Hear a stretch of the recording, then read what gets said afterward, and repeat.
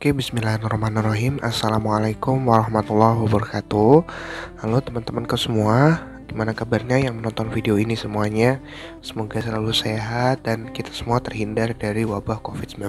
Nah, pada video ini kita akan membahas materi tentang pengantar kimia larutan untuk kimia SMA atau MA. Nah, jadi kimia larutan itu adalah salah satu dari cabang kimia ya teman-teman. Jadi kimia itu kan luas banget ya. Seperti kalian tahu itu kimia itu sangat luas. Nah, ini akan dipecah untuk beberapa bagian. Nah, salah satu bagiannya itu adalah kimia larutan ini yang akan kita bahas. Nah, sekarang kita akan membahas pengantarnya dulu. Sebelum nanti di video-video selanjutnya kita akan membahas tentang lanjutan atau lebih dalam tentang kimia larutan. Oke. Nah, kita harus tahu dulu apa yang akan kita pelajari ya, biar kalian tidak bosan nanti dan tidak kaget apa yang pelajari. Yang pertama kita harus tahu dulu konsep larutan itu sendiri ya. Jadi larutan itu apa sih sebenarnya? Nah, ini kita simbolkan dengan tanda tanya. Baru yang kedua itu adalah sifat umum larutan. Nah, jadi larutan itu memiliki sifat-sifat sebagaimana manusia itu punya sifat-sifat khusus ya. Nah, larutan itu memiliki sifat-sifat yang bisa membantu untuk kita mempelajari karakteristiknya dia gitu. Oke, nah sekarang ada yang ketiga itu adalah satuan-satuan konsentrasi. Sebagaimana kalian tahu, larutan itu adalah suatu bentuk dari materi ya, bentuk dari zat. Nah, jadi kalau untuk zat di dalam IPA, di dalam sains itu bisa diukur secara kuantitatif. Nah, cara mengukur larutan secara kuantitatif itu disebut dengan konsentrasi. Artinya ini adalah satuannya daripada si larutan itu. Satuan banyaknya jumlah zat di dalam larutan itulah konsentrasi. Oke, kita akan bahas yang konsep larutan itu dulu. Nah, sebagaimana kalian pernah belajar di SMP, di SD bahwa larutan itu adalah bagian dari materi. Materi itu apa sih, Kak? Jadi materi itu adalah segala sesuatu yang memiliki massa dan menempati ruang. Nah, jadi itu adalah materi. Ya. Nah, materi itu kita bagi dua berdasarkan jumlah zatnya. Kalau dia berupa zat tunggal itu kita sebut dengan zat murni. Sedangkan kalau dia tidak lebih dari tidak satu atau lebih dari satu jamak istilahnya itu kita sebut dengan campuran. Nah, larutan itu bagian dari larutan ya, dimana larutan itu adalah sebuah campuran homogen yang terdiri atas dua zat atau lebih ya. Jadi pasti dua zat atau lebih, beda dengan unsur dan senyawa. Kalau unsur itu pasti satu zat, senyawa itu satu zat saja. Nah, sedangkan kalau larutan itu sudah campuran berupa apa? Kita akan bahas di slide selanjutnya. Nah, kalau koloid sama suspensi gimana? Koloid sama suspensi itu nanti kita akan pelajari di bab sendiri, di mana koloid dan suspensi adalah bentuk partikel yang lebih besar dari larutan. Jadi larutan itu bisa kita anggap adalah campuran yang memiliki bentuk partikel sangat kecil, sehingga kita sulit untuk membedakannya dengan pelarut murninya. Nah, jadi larutan itu seperti ini. Kita buka ke slide selanjutnya seperti ini. Nah, jadi larutan itu adalah suatu sistem homogen yang mengandung pelarut dan zat terlarut. Jadi dan loh ya, bukan atau. Jadi misalkan kita punya suatu wadah ya, suatu wadah seperti ini. Ini ada air ya, H2O. Nah, baru kita masukkan ke dalam sini air di sini bukan air ya, sorry, garam padat. Nah, ini dia setelah kita aduk, berarti dia ini sudah berupa larutan garam. Nah, di mana yang menjadi pelarut itu adalah air, di mana pelarut itu biasanya jumlah zatnya itu akan lebih besar daripada zat terlarut. Nah, zat terlarut itu adalah garam. Kita masukkan ke sini, inilah zat terlarutnya. Sehingga suatu medium ini akan menjadi namanya larutan ya. Nah, dalam persamaan reaksi fasanya si larutan itu disemuakan dengan AQ. Contohnya kita punya NaCl, kan tadi garam dapur ya. Kita larutkan ke dalam air itu menjadi AQ, aquos. Nah, ya.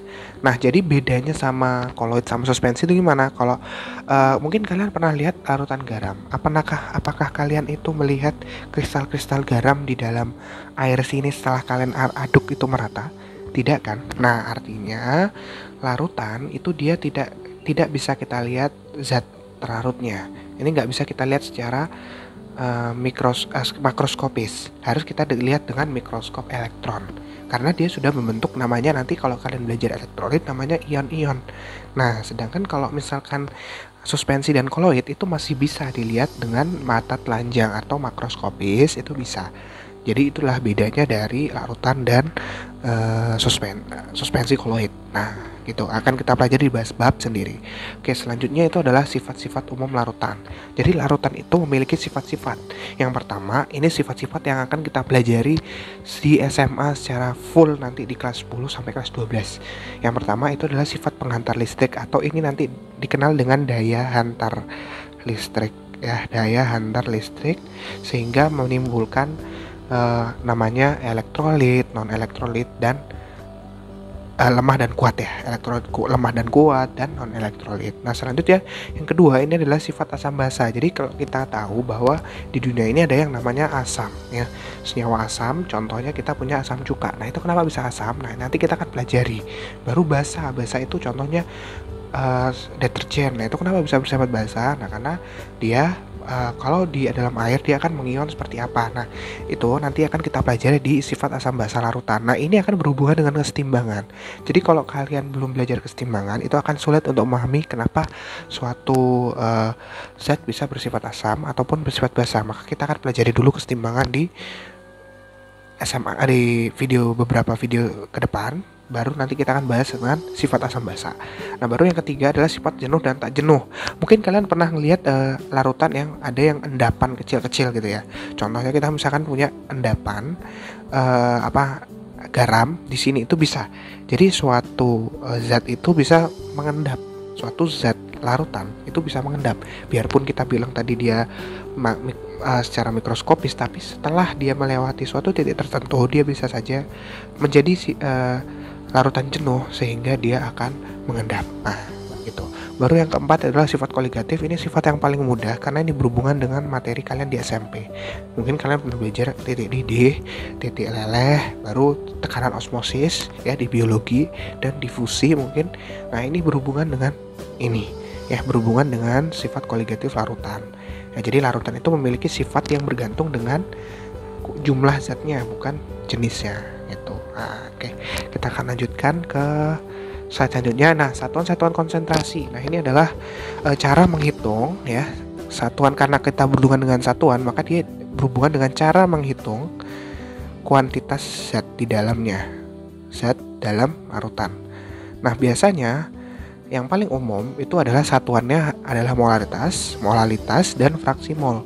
Nah, jadi teman-teman, untuk kalian memahami secara mendalam, molaritas dan molalitas ini juga menunjukkan satuan konsentrasi, di mana kalau molaritas itu berhubungan dengan perbandingan antara jumlah mol dengan volume pelarut.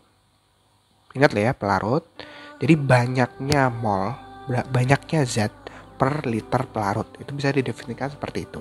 Baru kalau molalitas itu adalah perbandingan jumlah mol, sigma ini saya tulis sigma ini adalah jumlah ya, jumlah mol dengan massa pelarut. Jadi gini, kalau kalian tahu bahwa di dalam 1 kilogram pelarut ada berapa mol zat. Nah, kalian kan tahu mol itu adalah jumlah ya, jumlah zat, satuan dari jumlah zat. Nah, mol itu bisa kita definisikan GR per mR. Ya, jadi mol itu adalah N, disimbolkan kita dengan N ya. N itu adalah gram per mR. Jadi kalau misalkan kalian punya 10 gram, baru 10 gram NaOH. Ya benar, NaOH ini dia adalah berapa gram? Berapa mR ya? 40 ya.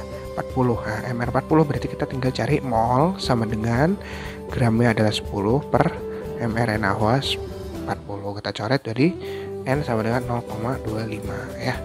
Gitu. Kayak gitu ya. Nah, jadi rumusnya itu ini, kalian pahami M sama dengan mol dibagi volume pelarut dalam liter, sedangkan kalau dalam bentuk mili kita jadikan dia 1000 per volume pelarut dalam bentuk mili ya. Nah, ini kalau liter, ini mili. Oke, ini adalah persamaan kedua. Nah, sedangkan kalau molalitas gimana kakak? Nah, kalau molalitas kita ganti saja yang menjadi penyebut itu adalah massa, bukan volume. Nah, nanti diketahui kalau di soal. Misalkan volume massa pelarutnya adalah 20 kilogram nih. Nah, berarti kita masukin ke dalam sini hati-hati, kalian harus tahu yang mana masa pelarut sama mana masa yang terlarut, karena itu akan beda. Kalau masa terlarut itu masuk di mol, sedangkan kalau masa pelarut itu akan masuk di penyebut yang di sini ya. Oke, kayak gitu. Nah, selanjutnya yang gimana kalau misalkan dalam gram, ingat loh ya, gram itu pasangannya dengan mili, sedangkan kilogram itu akan pasangan dengan liter ya. Ini harus kalian ingat. Jadi kalau misalkan dia dalam satuan gram masanya itu, maka kita gunakan dia 1000 per massa pelarut dalam satuan gram ya. Tinggal kalian ganti di sini aja, mol tetap sama. Nah, selanjutnya fraksi mol itu adalah apa?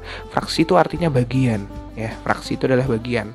Jadi fraksi mol itu adalah perbandingan bagian dari zat terlarut dengan total. Nah, jadi misalkan kita punya X terlarut nih. Nah, X terlarut itu adalah kita pembagian atau bagian dari molnya si terlarut dibagi dengan mol total. Nah, mol total itu adalah molnya si terlarut ditambahkan molnya si pelarut. Nah, gimana Kak kalau misalkan kita yang ditanya adalah mol pelarut? Nah, kita tukar aja, yang menjadi pembilang itu adalah yang mol pelarut. Jadi mol pelarut per mol total. Mol totalnya akan tetap sama. Nah, jadi ingat dan tambahan lagi, ingat fraksi mol dari terlarut dan fraksi mol pelarut itu pasti sama dengan 1. Jadi kalau kalian hitung itu tidak sama dengan 1, maka salah ya. Ingat ini. Nah, kayak gitu. Oke, selanjutnya kita ke soal. Contoh soal seperti ini. Jika ini soal menentukan konsentrasi ya. Jadi jika 22,1 gram kalsium nitrat dilarutkan ke dalam air sampai volumenya 250 ml, berapakah konsentrasi larutan tersebut? Nah, ini tinggal kita lihat, dia nanya dalam satuan molar. Nah, beda nanti kalau misalkan satuannya molal ya. Kalau molal itu nanti kita pakai rumusnya beda. Berarti M besar, ingat ya, M besar itu adalah molaritas pakai R, sedangkan kalau molalitas itu M kecil pakai L ya. Nah, berarti M itu sama dengan mol dikali dengan ini tadi dalam satuan apa? Mili ya. Berarti 1000 per volume dalam mili ya. Nah, baru N-nya tadi berapa? 22,1. Nah, jadi ini aman aja karena yang diketahui pasti molnya zat terlarut. Gramnya zat terlarut. Ya, kalau misalkan nanti kalau kalian sama molalitas itu beda lagi. Nanti dia di sini itu sampai massa dari pelarut adalah sekian. Nah, gitu ya. Nah, jadi ini kita tinggal bagi saja. MR-nya berapa? 164 ya. Baru 1000 per volume dalam bentuk milinya 250. Kok sama dengan sih? Maaf. Ini kali ya. Sorry. Ini kali volume mili 250. Berarti polaritasnya itu adalah 0,53902 molar ya. Gitu. Seperti ini. Jadi tinggal kalian masukin rumusnya ke dalam sini ya. Masukin yang diketahui ke dalam rumus ya. Ingat rumus ini. Oke.